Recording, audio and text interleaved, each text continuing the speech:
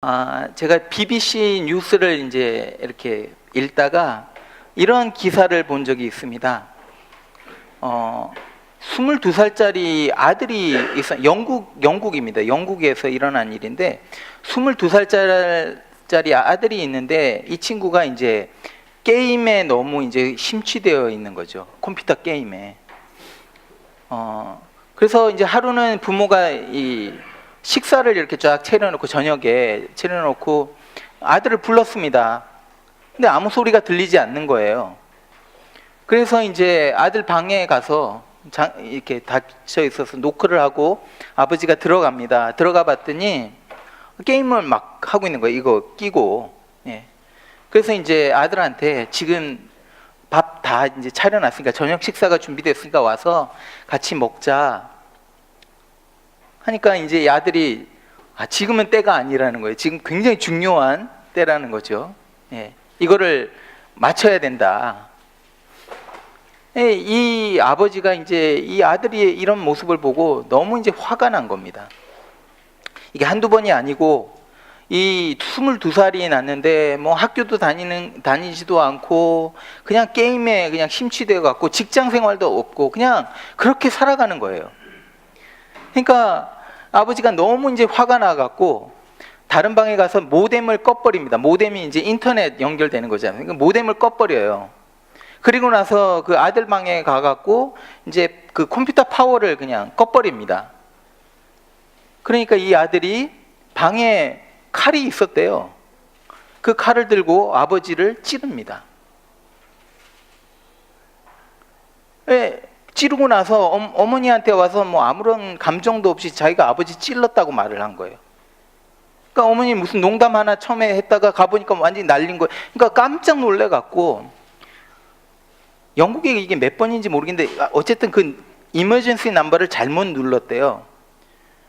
그래갖고 앰뷸런스를 기다리는데 안 오는데 그래서 이웃들이 와갖고 앰뷸런스를 불러준 겁니다.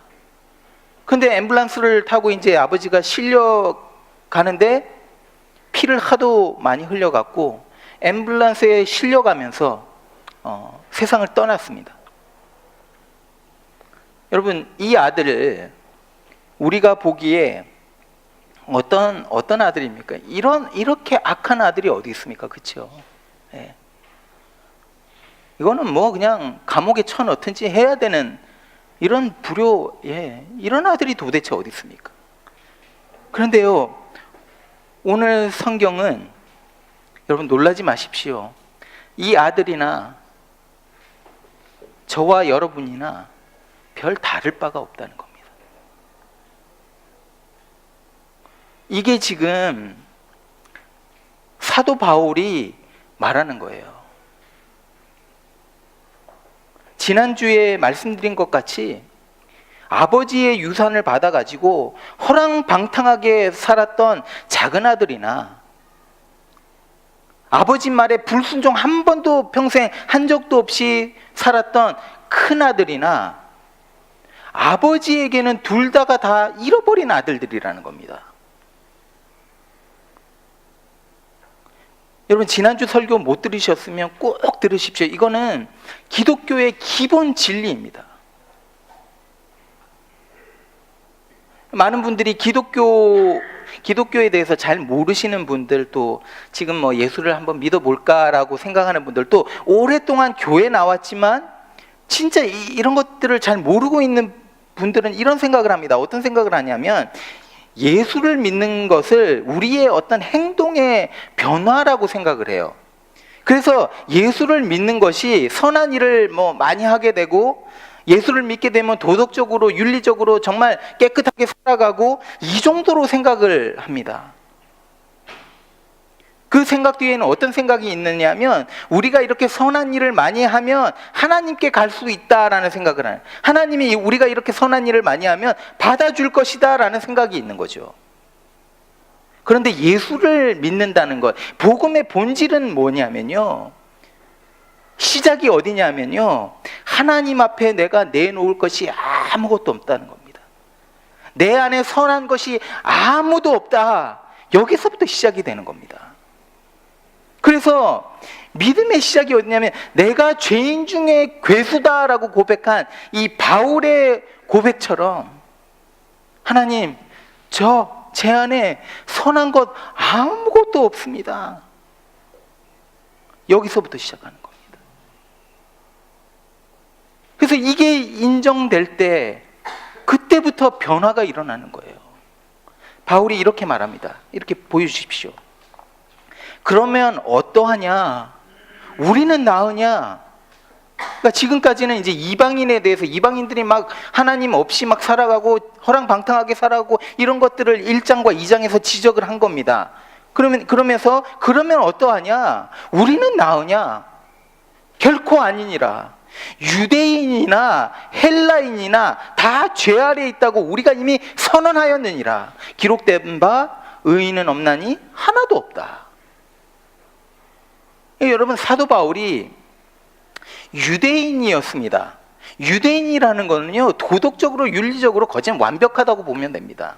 이 사람들을 따라갈 수가 없었어요. 그러니까 다른 민족 이방인들과 비교해 봤을 때 이거는 뭐 도덕적인 윤리적인 면으로 상대가 안 되는 거죠. 그러니까 유대인들은 어떤 생각을 했냐면 이 이방인들을 영적인 개와 같이 생각했어요. 막 내려보고 깔보고 같이 상종을 하질 않아요. 식사라도 같이 하게 되면 유대인들이 부정하게 된다는 생각을 했던 겁니다. 그러니까 이 당시에, 이런 시대에 바울이 지금 우리는 이방인과 서로 다를 게 없다, 이 말은요, 유대인들에게는 엄청난 이 충격의 말이고 모욕적인 말입니다. 지금 제가 말씀드린 것과 같이 그 아들과, 그 악한 아들과 우리가 다를 바가 없다. 여러분, 그 말 들을 때 왜 다를 바가 없어? 이런 생각 들지 않습니까? 그런데 그렇다는 거예요. 이 말이 그런 말입니다. 근데 이게 기독교의 기본 진리인데, 사실은 여러분, 이런 이야기는요, 어떤 철학에서도 찾을 수 없고요, 어떤 종교에서도 찾을 수 없습니다. 모두가 다 똑같다. 하나님 안에서 모두가 다 죄인이다.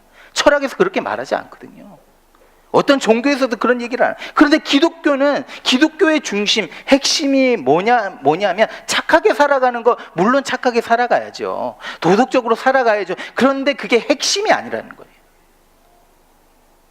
왜냐하면 착한 사람이나 선하게 살아가는 사람이나 나쁜 짓을 하고 사람이나 하나님 입장에서는 다 잃어버린 사람들, 별 다를 게 없는 죄 가운데 있는 사람들이라는 거예요. 자, 이게 깨달아질 때 어떤 생각이 드는 줄 아세요? 우리 안에 차별하거나 무시하는 게 사라집니다. 우리가 다 똑같은 죄인인 거예요. 그러니까 누가 어떤 실수를 했다고 해서 그 실수를 가지고 손가락질을 하지 않는다. 왜? 나도 역시 똑같은 실수를 범할 수 있는 사람이기 때문에. 누군가가 죄를 범하면 물론 그분을 위해서 교회에서 기도해 줘야 돼요. 어떤 죄를 범하면. 그렇지만 절대 비판하지 않습니다. 기도해 주고 끝까지 사랑으로 안아주는 것이 교회라는 거예요. 여러분, 교회에서 가장 위험한 게 뭐냐면 차별하는 겁니다. 예. 차별하게 되면 어떻게 되냐면 끼리끼리가 되는 거예요. 그럼 우리 안에 어떤 차별이 있다면 우리 나섬교회 그거 회개해야 됩니다. 이거는요, 본질을 놓치고 있는 거예요. 우리가 다 죄인이다, 이 본질을 놓치면 다른 사람들을 우리가 무시하고 깔보게 되는 거예요. 내가 가장 최고의 양, 그렇게 생각하는 거예요. 내 믿음이 제일 좋은 양, 그렇게 생각하는 거예요. 그런데 우리가 지금 보고 있는 이 복음의 본질을 깨닫게 되면 내가 다른 사람보다 나을 것이 없다는 것을 인정하는 거예요. 인정하게 돼요. 여러분, 교회와 사회단체가 얼마나 다른지 아세요? 사회단체에서는요, 엘리트들은 엘리트들끼리 모입니다. 서로 통하는 게 있으니까. 고향 사람들은 고향 사람들끼리 만나요. 그런데 교회 안에서는 어떻습니까? 교육에 어떤 차별이 없습니다. 서로 피부가 다른 사람들끼리 모여서 교제합니다. 떡을 나눕니다. 전혀 다른 환경에서 자라난 사람들이, 저는요 서울에서 태어났고 부산에서 자랐거든요. 또 여기에 우리 이철수 집사님 같은 경우에는 중국에서 자라나셨습니다. 다 달라요. 그런데 그런 사람들이 모여서 차별 없이 서로 사랑하고 섬겨주고 높여주고 하는 곳이 교회라는 거예요. 왜 교회가 이런 줄 아세요? 그 본질 때문에. 나도 저 사람과 다를 바 없는 죄인이다. 내가 잘난 것이 없다. 내가 저 사람을 무시할 이유가 하나도 없는 거예요. 이 본질. 나도 죄인이다. 그래서 기독교의 핵심은요, 내가 뭐 선한 행동을 하고 내 안에 선함으로 시작하는 것이 아니라, 내가 죄 가운데 있어서 내 안에 선한 것이 하나도 없다는 것을 인정하는 것에서부터 시작이 됩니다. 그래서 저는 이렇게 생각해요. 이 본질이 만약에 뿌리라면, 우리가 다 똑같은 죄인이다, 이 본질이 뿌리라면 거기서 올라온 아름다운 꽃 하나가 우리 나섬교회 성도 안의 교제라고 생각합니다. 가정교회에서 서로 나누고, 우리가 만날 때마다 서로 위해주고, 이것이 꽃이라는 거예요. 이 뿌리에서 나온 꽃. 그래서 본질을 놓치면 안 됩니다, 여러분. 오늘 제가 이제 설교 준비를 하면서 어려웠던 부분이 있습니다. 11절과 12절의 말씀입니다. 보시죠. 이렇게 나옵니다. 깨닫는 자도 없고 하나님을 찾는 자도 없고 다 치우쳐 함께 무익하게 되고 선을 행하는 자는 없나니 하나도 없도다. 이 말씀을 이제 제가 묵상을 하면서 정말 그럴까? 자, 하나님을 찾는 자도 없다라고 말을 해요. 선을 행하는 자가 없는데 하나도 없다고 말씀을 하는 거예요. 제가 이 말을 보면서 이거 좀 너무한 거 아닌가, 좀 과장된 것 아닌가 라는 왜냐하면 여러분, 하나님을 찾는 사람 많지 않습니까? 예수 안 믿고 하나님 모르는 사람들도요 밖에서 신을 찾지요. 신을 찾습니다. 사람들이 하나님을 찾는 거예요. 또 제가 보니까 많은 사람들이 예수 믿지 않는 사람들도요 보통 보면 선하게 살아가요. 좋은 일 하면서 살아갑니다. 아프리카의 어려운 아이들 위해서 도네이션도 하고요, 좋은 일 하면서 살아가요. 근데 오늘 성경 말씀에서는 뭐라고 하냐면 하나님을 찾는 이가 하나도 없다, 한 사람도 없다. 선을 행하는 사람이 하나도 없다라고 말을 하는 거예요. 이 말이 제가 되게 받아들이기가 힘들 때, 그런데 이 본문에서 제가 힌트를 좀 찾았습니다. 뭐냐면 어떤 문장이냐면 다 치우쳐라는 이 표현, 이 다 치우쳐라는 표현이 영어로는 뭐라고 써져 있냐면 all have turned away. 그러니까 방향을 바꾼 겁니다. 그러니까 기독교에서 말하는 이 죄는요, 단지 우리의 행위로 드러난 죄가 그것만을 죄라고 하지 않아요. 그러니까 못된 짓을 했기 때문에 그게 죄다라고 말을 하지 않고, 우리 마음에 있는 깊은 곳에 아무도 모르는, 때로는 나조차도 모르는 그 마음의 의도, 인텐션, 이것을 말하고 있는 거예요. 우리가 이제 하나님을 찾는다라고 말을 합니다. 여러분, 제가 한번 질문을 할게요. 언제 하나님을 찾습니까, 여러분? 내가 필요할 때. 힘들어요, 지금. 아니, 지금 사업이 힘들어요. 사업에 펀딩이 들어와야 돼요. 내가 힘들 때 우리는 하나님을 찾습니다. 그런데 보십시오. 이 생각을 저랑 같이 해보세요. 사실은요, 우리가 하나님을 찾는 것이 아니라 하나님을 통해서 내가 필요한 무엇을 얻고자 하는 거예요.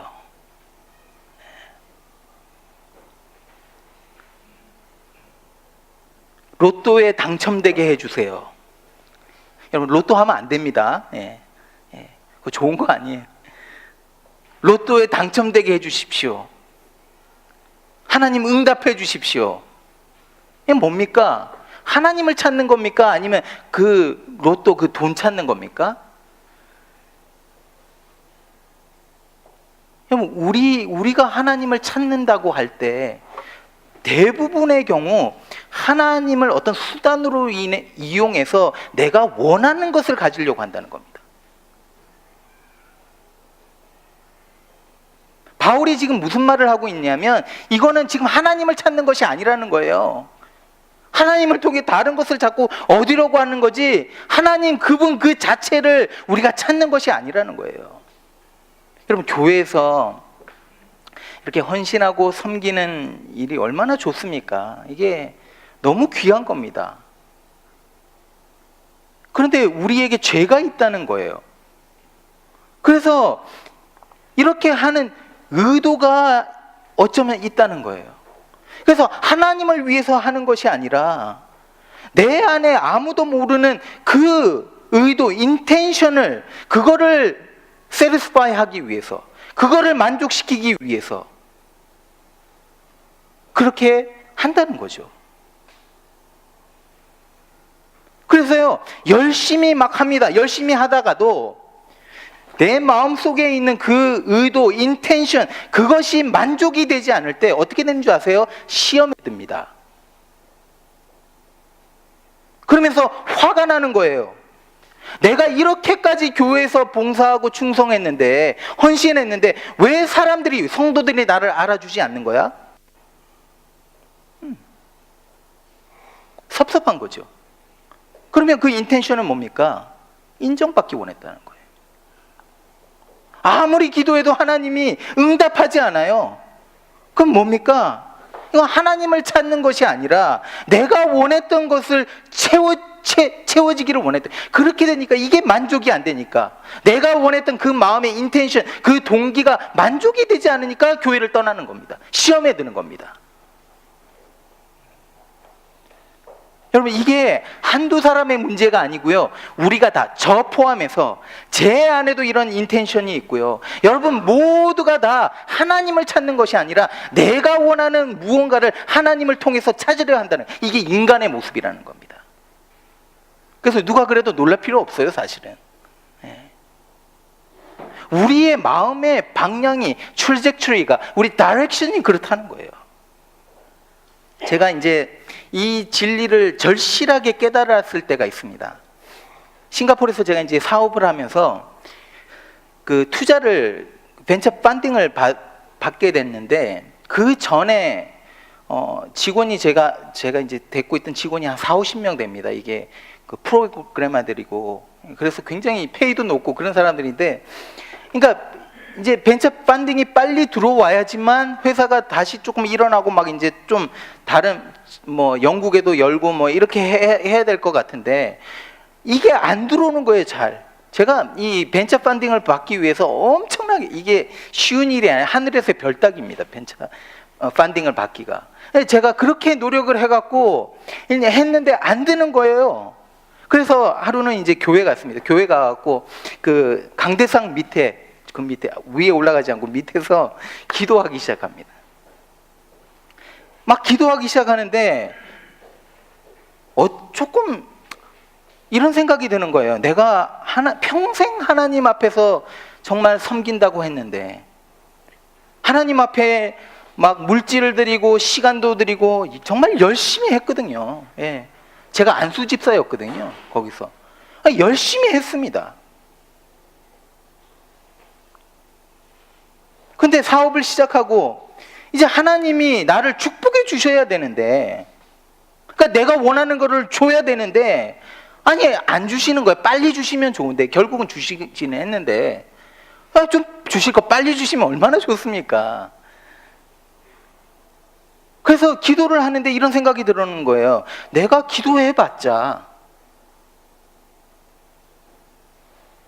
내가 왜 지금 이렇게 기도하고 있지? 기도하는 게 아무런 소용이 없이 막 생각이 드는 거예요. 괜히 하나님 앞에 화가 나더라고요. 내가 그렇게까지 헌신했는데. 그러면서 생각하는 게 뭐냐면, 내가 이 하나님과 나의 관계 속에서 얻는 것이 무엇인가를 생각하게 되더라는 거예요. 그러면서 계속해서 이제 기도 속에서 막 스트러글을 하는 거예요. 근데 하나님께서 참 감사하게도 제 마음에 어떤 마음을 주시냐면 네 마음속 깊은 곳을 좀 들여다보라는 거예요. 정직하게 바깥에서 네 마음속 안 깊은 곳을 한번 살펴보라는 거예요. 그래서 제가요 정말 정직하게 제 마음속 안을 들여다보기 시작합니다. 그러면서 얼마나 마음이 힘들었는지 모릅니다. 그러니까 제 마음속 깊은 곳을 들여다보니 하나님을 막 찾은 게 아니더라고요. 제가요 하나님을 이용해서 내가 원하는 것을 얻기 원했던 거예요. 간절히 원했던 거예요. 하나님을 간절히 원했던 것이 아니라 이거 벤처 펀딩 진짜 되게 해달라고 이거 원했던 거더라고요. 그러면서 제가 기도 속에서 얼마나 많이 울었는지 모릅니다. 제가 주님을 사랑하는 줄 알았어요. 예. 사랑한다고 생각했어요. 그런데 제 마음 깊은 곳으로 들어가 보니까 하나님을 이용해서 얻으려는 것들이 있다. 그래서 저는요 오늘 바울이 말하는 하나님을 찾는 이가 하나도 없다, 이게 마음에 와닿는 거예요. 너무 이해가 되는 거예요. 여러분 베드로가요 저랑 비슷한 심정이지 않았을까? 베드로가 예수님을 3번을 부인을 하죠. 그래서 완전히 무너진 상태에서 예수님이 베드로를 부활하셔서 이제 찾아오십니다. 그러면서 무슨 질문을 하시냐면 네가 나를 사랑하느냐 딱 3번을 물어보세요. 어떤 분들은 베드로가 3번 부인했기 때문에 예수님이 3번 물어봤다, 네가 사랑하느냐 똑같은 질문을 했다라고 말씀하시는데 그것도 맞는 것 같은데요, 제 생각에는 저와 비슷한 것 같아요. 베드로로 하여금 자신의 마음속 깊은 곳을 들여다보기를 원하셨던 것 같아요. 여러분 베드로와 제자들이요 예수님을 3년 동안 따라다니면서 얼마나 헌신했는지 몰라요. 그런데 그 이유가 뭔지 아세요? 본질적으로 가보면 예수님을 따라다녔던 이유가 뭐냐면 이 사람들의 생각에는 예수님이 정치적으로 이스라엘을 회복한다는 생각이 있었던 거예요. 그래서 예수님이 정치적으로 이스라엘 나라를 회복하게 되면 내가 한 자리 하겠다, 이겁니다. 유다가 왜 배반하고 떠난 줄 아세요? 바로 이게 자기 생각대로 안 되니까 예수님을 팔아넘긴 겁니다. 그러니까 베드로에게도 같은 마음이 있었다는 거예요. 이런 의도가 자기 마음속에 있었다는 거예요. 그런데 예수님이 베드로에게 3번을 물어보십니다. 네가 나를 사랑하느냐? 첫 번째는 쉽게 사랑한다고 얘기해요. 두 번째도 그래요. 근데 3번째 딱 물어보시니까 뭐라고 성경에 기록되어 있냐면 베드로가 근심했다라고 기록하고 있어요. 그러니까 뭐냐면 자기 마음속 깊은 곳을 들여다본 겁니다. 그런 다음에 주님 모든 것을 아시오매, 지금까지 제가 의도가 있었어요. 근데 주님 제가 부족하지만 주님 사랑하는 거 주님이 아십니다. 여러분 제가 강대상 밑에서 엄청나게 거기서 회개하고 기도를 얼마나 많이 했는지 모릅니다. 그때 제 마음이요 정말 순수하게 하나님을 찾더라고요. 그리고 고백하게 되더라고요. 하나님 제가 사랑합니다. 저는요 이게 바로 베드로의 고백이었다고 생각합니다. 사랑하는 여러분, 우리는요 하나님을 찾지 않습니다. 성령의 능력 아니면 하나님을 찾을 사람이 하나도 없는 거예요. 그러면서 이제 바울이요 우리의 모습을 이렇게 설명을 합니다. 13절부터 그들의 목구멍은 열린 무덤이요 그 혀로는 속임을 일삼으며 그 입술에는 독사의 독이 있고 그 입에는 저주와 악독이 가득하고 그 발은 피 흘리는 데 빠른지라 파멸과 고생이 그들에게 있어 평강의 길을 알지 못하였고. 여러분 우리의 모습이 바로 이거라는 거예요. 여러분 제가 지금 이거 오늘 예쁘게 입었습니다. 그렇죠? 예. 예쁘게 입고 아주 뭐 그 거룩한 것 같이 경건한 것 같이 이렇게 여러분들 앞에 섰습니다. 그런데 사실은 제 마음은요 이렇다는 거예요. 예. 여러분들에게 내 보여드릴 수 없는 마음들이 있다는 거예요. 예. 실망하실까 봐. 그런데 이 모습이라는 겁니다. 여러분, 우리가 겉으로 보기에는 멀쩡한 것 같아요. 그런데 우리 모두의 마음이 이렇다는 겁니다.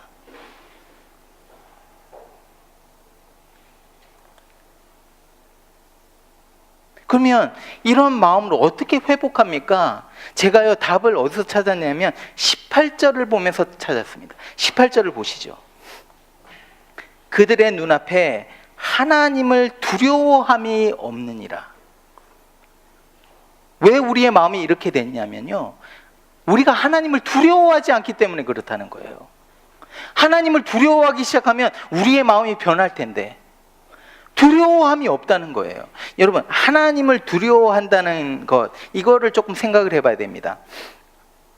우리 여기서 하나님을 두려워한다, fearing God는요, 우리가 뭘 잘못해갖고 하나님의 막 야단을 거기서 막 우리가 벌벌 떨고 아니면 또 어떤 무서운 귀신을 봐갖고 뭐 벌벌 떨고 이런 개념이 아닙니다. 하나님을 두려워한다는 단어를 이 한글 성경에서는요 경외라고 말하고 있습니다. 하나님을 경외한다. 저는요 이 표현이 영어의 표현보다 훨씬 히브리어에 가깝다고 생각합니다.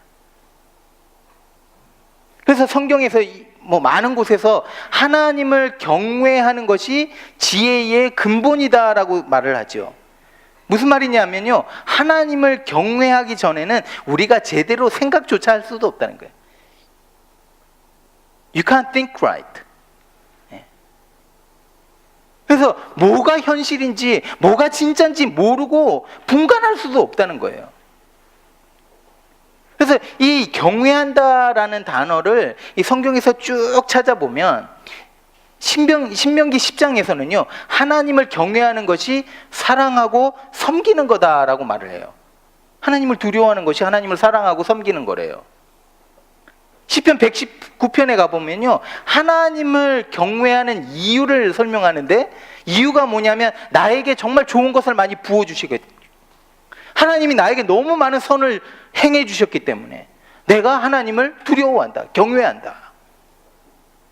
시편 130편 4절을 보면요 뭐라고 나오냐면, 내가 하나님을 경외하는 이유, 두려워하는 이유가 뭐냐면 하나님께서 나를 구해 주셨기 때문에, 나의 죄를 사해 주셨기 때문에 라고 말을 해요. 무슨 말이냐면요, 하나님을 경외하는 것은 하나님을 진짜로 피부로 경험하고 체험하는 것과 연관이 되어 있다는 겁니다. 하나님이 베푸시는 어떤 은혜와 자비와 사랑을 경험할 때에 우리가 하나님을 경외하게 되어 있다는 거예요. 하나님을 두려워하게 되어 있다는 거예요. 예를 들면 이런 겁니다. 자, 바다에 빠져서 어떤 여자분이 수영을 하다가 바다에 파도에 막 해갖고 이제 완전 휩쓸려 갔어요. 그래서 이제는 죽게 된 거예요. 그런데 갑자기 라이프 세이버가 확 나타납니다. 라이프 세이버들 여러분들 보시면 남자들 진짜 잘생겼지 않아요? 이렇게. 그러니까 이런 잘생긴 사람이 죽어가는데 확 나타나갖고 구해준 거예요. 그러면 이 여자의 감정이 어떨까요? 아마 감사함? 거기다가 자기가 살았으니까 얼마나 기쁨이 있겠어요. 예. 그런데 반면으로는 또 어떤 감정이 있느냐면, 내가 죽을 뻔했는데 이렇게 나를 구해줬구나. 나는 정말 아무것도 아닌데 이렇게 구해줬구나, 이런 생각이 드는 거죠. 여러분, 하나님이 우리를 구원하신 것을 우리가 경험할 때에 우리는 하나님을 경외하는 것을 회복하게 됩니다.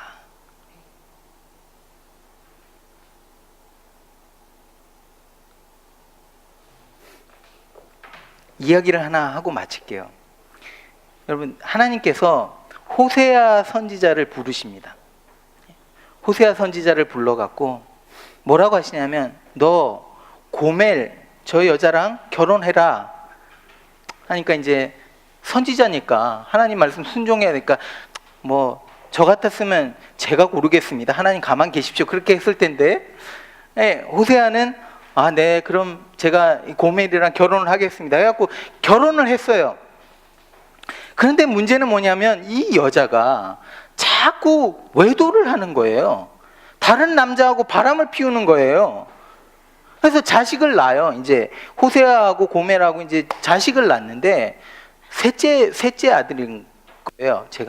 전 기억이 안 나요. 셋째 아들을 낳고는 그 이름을 뭐라고 하는 줄 아세요? 내 아들이 아니다. Not mine. 이럴 정도로 고멜이 그런 여자였던 거예요. 그러면서 그러다가 이제 고멜이 뭐 결과적으로는 호세아를 버립니다. 버리고 아이들도 다 버리고 집을 나가서 다른 남자와 살아요. 다른 남자와도 살다가 또 이 남자가 지겨워진 거예요. 그래갖고 그 남자 버리고 또 다른 남자에게 가요. 그러다가 이 남자도 별로인 거예요. 그래서 다시 이혼을 했든지 떠나버렸든지 떠납니다. 다른 남편에게 또 갔습니다. 그러니까 다른 남편도 이제 결혼을 했는데 이 여자가 막 바람 피우고 난리가 난 거예요 또. 그러니까 어떻게 하냐면 이 남편이 고멜을 노예 시장으로 팔아버립니다. 뿌린 대로 거둔다. 그렇게 살았으니까 그렇게 된 것이 당연한 거죠. 그래서 이 소식을 이제 호세아가 듣게 돼요. 그러면서 하나님과 대화를 합니다. 하나님과 대화를 하면서 하나님 왜 저한테 저런 여자와 결혼하라고 하셨습니까? 이 질문에 하나님이 뭐라고 말씀하시냐면 이게 바로 나와 이스라엘 백성의 관계라고 말씀하시는 거예요. 이스라엘 백성이 고멜과 같이 다른 우상들과 음행하고 바람피고 이랬다는 거예요. 내 마음을 좀 네가 알아라 라고 그래서 그렇게 했다는 거예요. 그러면서 호세아한테 그 노예 시장으로 가라고 합니다. 다른 시내에서 하는데 노예 시장 판매를 하는데 지금 그래서 가서 고멜을 돈을 주고 다시 사와서 네 아내로 다시 삼아라 라고 말씀하시는 거예요. 여러분 호세아가 그래서 이 말씀에 순종해서 갔습니다. 다른 시내로 갔어요. 가서 보니까 고멜이요 시장 한복판에 서 있어요. 서 있는데 여러분 이때 어떤 모습으로 서 있냐면 완전히 벌거벗겨져 있습니다. 왜냐하면 그 당시에 노예로 팔려간 여자들을 남자들이 사는데 다 보고 산다는 거예요. 벌거벗겨는 완전히 수치 가운데 있는 거예요. 이때 고멜의 귀에 익숙한 목소리 하나가 들립니다. 바로 자기의 남편, 옛 남편 호세아의 목소리인 거예요. 호세아가 돈을 주고 고멜을 샀습니다. 여러분, 이때 고멜이 어떤 감정을 느꼈을까요? 아마도 감사, 기쁨, 또 남편이 그렇게 해준 것에 대한 감격, 그러면서도 자신의 부족함을 보게 되고 정말 그냥 땅에 엎드려졌을 것 같아요. 그런데 이 호세아는요 고멜에게 다가갑니다. 벌거벗겨져 있는 이 고멜에게 자신의 겉옷을 벗어서 입혀준 그리고 그 수치를 가려줍니다. 고멜은요 은혜, 이 감당하지 못할 은혜를 입은 거죠. 그 은혜에 감동하는 마음이 바로 경외하는 거라는 거예요. 여러분 호세아는요 조금 먼 거리를 가서 고멜을 사기 위해서 값을 치른 것뿐이에요. 그런데 우리 주 예수 그리스도는요 하늘로부터 그 모든 영광을 버리시고 이 땅에 오셨습니다. 그저 돈을 치르신 것뿐이 아니라 자신의 생명을 내어주시면서 우리를 우리를 사신 거예요.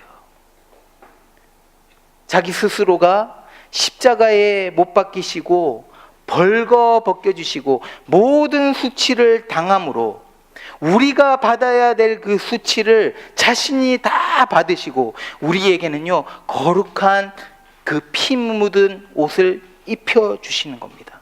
우리의 부끄러움과 수치를 가리워 주시는 겁니다. 하나님이 하십니다. 우리의 선함이 아닙니다. 우리의 선함이 절대 아닙니다. 우리는요 하나님을 절대로 찾지 못합니다.